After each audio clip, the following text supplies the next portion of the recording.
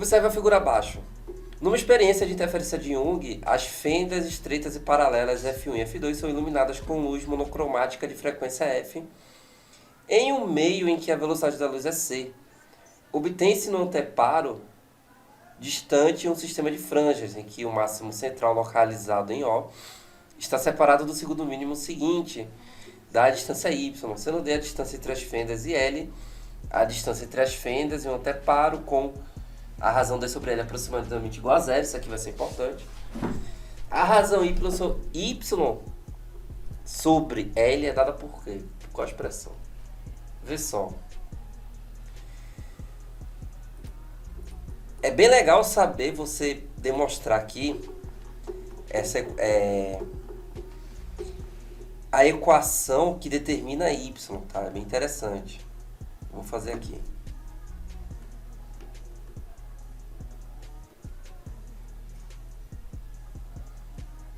As fendas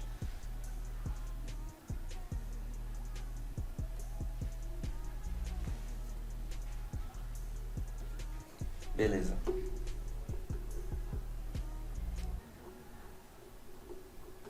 Bom, a luz que chega aqui ela vai estar em fase. Isso é importante.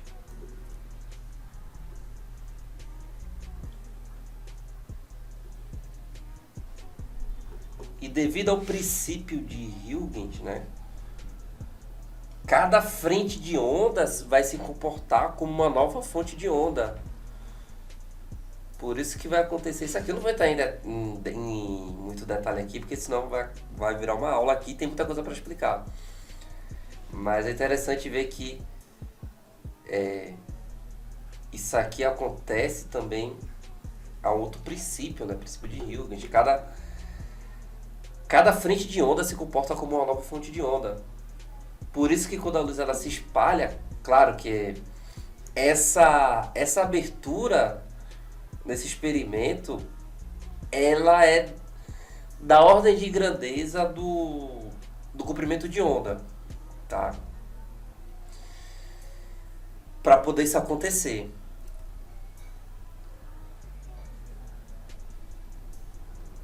Bom, a distância D entre...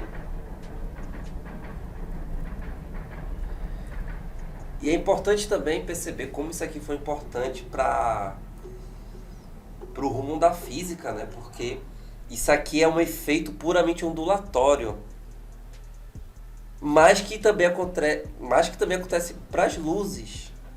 Então, isso aqui é um experimento que digamos assim, concretiza é um dos experimentos fundamentais para a teoria onda-partícula da luz.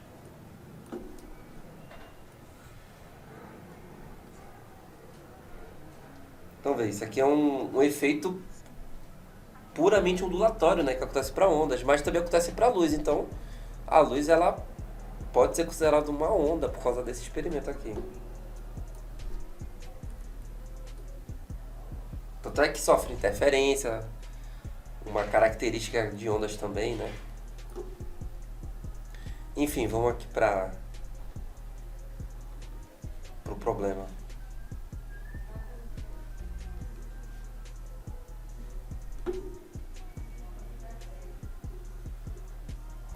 Tá.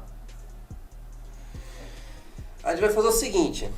Esse y ele determina a distância entre o máximo central e um ponto aí que vai ocorrer ou um ponto claro ou um ponto escuro. A gente vai ver do que isso vai depender. Então, eu tenho a distância L. Esse L, importante notar que esse L ele é muito, muito maior. A distância entre os anteparos é muito maior do que aquele D ali, que é a distância entre as fendas, tá? Como isso acontece, esse L é muito, muito, muito maior que aquele D, a distância entre as fendas, a gente vai poder fazer uma aproximação.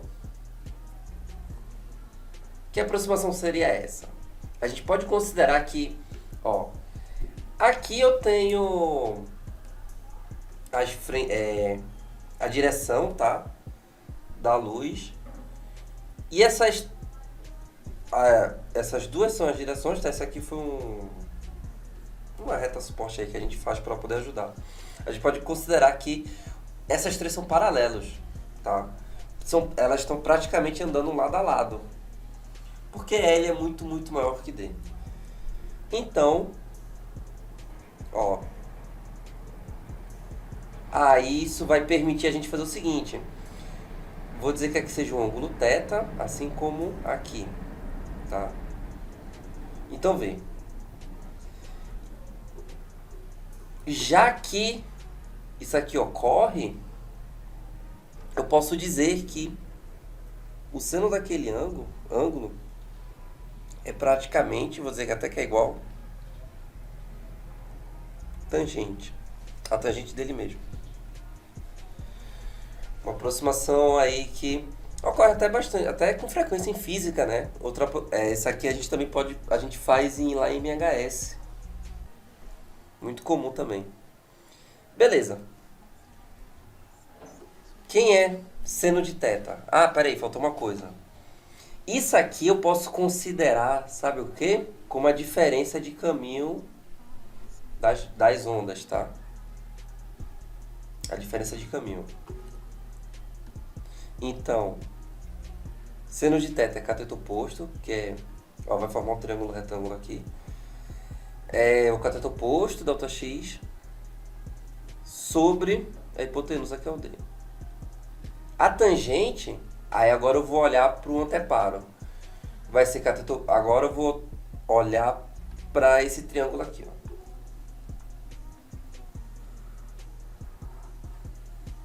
Tá vendo? Então vai ser cateto oposto sobre cateto adjacente, que é o L. Bem fácil, né? Não é nada muito difícil. Cateto oposto sobre o cateto adjacente. Beleza. Esse ΔX, ele é a diferença de caminho. Então, ΔX é igual ao quê? É igual a dy sobre L. Ele quer a razão y sobre L, tá? Então a gente nem vai mexer nisso.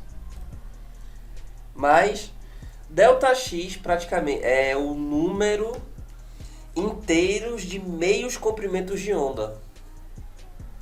Como é que é isso? K lambda sobre 2 igual a dy sobre L. Bom, é o seguinte, como a onda ela sai das duas fontes em fase, em concordância de fase, eu tenho que, ó, vou até escrever aqui. As ondas, no caso eu estou falando separadamente, né, porque eu estou considerando uma onda aqui e outra aqui. Então, as ondas estão em concordância de fase.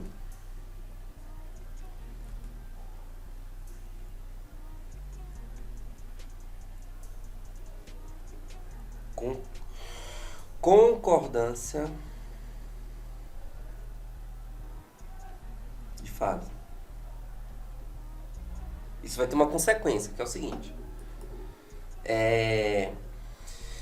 O K, ele é um inteiro. 0, 1, 2, 3, 4, 5. E é o seguinte, quando o K ele for o número par, já que tem concordância de fase, ou seja, se a diferença de caminho entre as ondas for um número par de meios comprimentos de ondas, significa que vai ocorrer interferências construtivas. Elas vão se somar, tá? E aí a gente vai ter pontos claros. Isso aí, inclusive, você até pode pesquisar no YouTube que deve ter o experimento prático disso. E aí você vai ver que em certas regiões a tela vai ficar bem clara, porque ocorre interferência construtiva, e outros vai ficar escuro. As ondas vão se anular, que a gente diz que são as franjas escuras, né? Que é onde ocorre interferência destrutiva. Então, vamos lá. Se K, vê só, se K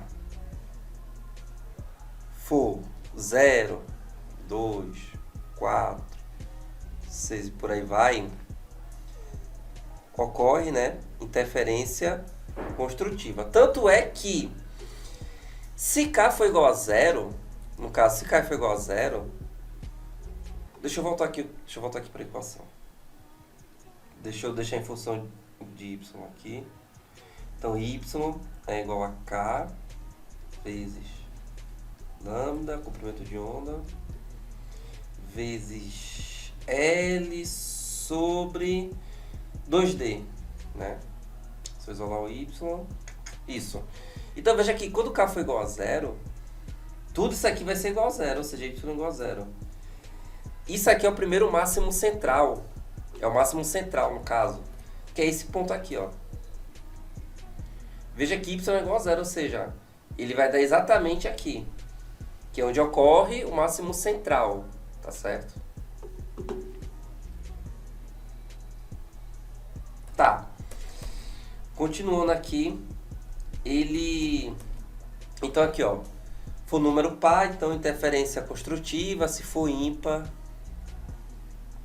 tipo 1, 3, 5, 7, é onde vai ocorrer os pontos escuros, ou seja, interferência destrutiva, tá? Quando não está em concordância de fase, é o contrário. É engraçado, isso fica o contrário. Então aqui, tipo, quando não está em concordância de fase, aqui é interferência construtiva e aqui é interferência destrutiva. Mas não é o caso aqui é em concordância de fase. Aí ele fala, o y ali é um ponto localizado, está separado do segundo mínimo seguinte. Segundo mínimo. Como ele falou segundo mínimo, então é o seguinte, ó. Aqui eu tenho, bom, como é um ponto escuro, é o mínimo, né? É onde ocorre então a interferência destrutiva. Porque senão seria o máximo, né? Se ele fala é segundo máximo. Beleza, então a gente vai olhar para cá. Nas interferências destrutivas. Aqui é onde ocorre o primeiro mínimo. E aqui é onde ocorre o segundo mínimo.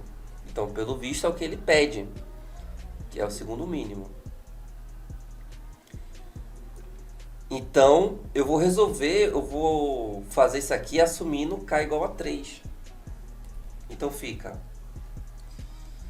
3 meios de lambda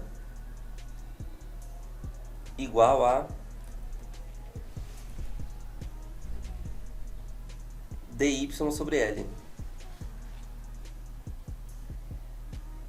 Tá. Mas ele não deu comprimento de onda, mas ele deu as informações que dá pra gente encontrar, que foi a frequência e velocidade. Então,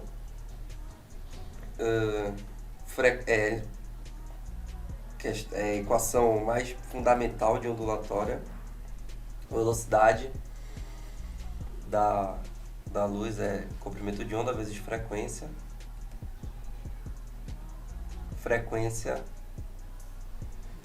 Velocidade sobre que frequência? Comprimento de onda. Comprimento de onda, então posso posso encontrar fazendo a razão velocidade sobre frequência. Beleza? Ok. Então vai ficar 3c sobre 2f igual a d vezes y sobre L. Ele quer essa razão. Beleza. É só dividir tudo por d. Então a razão y sobre L é 3c sobre 2fd. 2 vezes frequência vezes distância.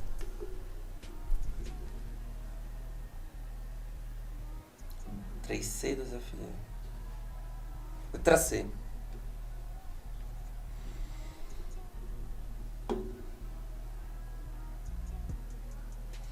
Muito bom, muito bom. Vamos para a próxima.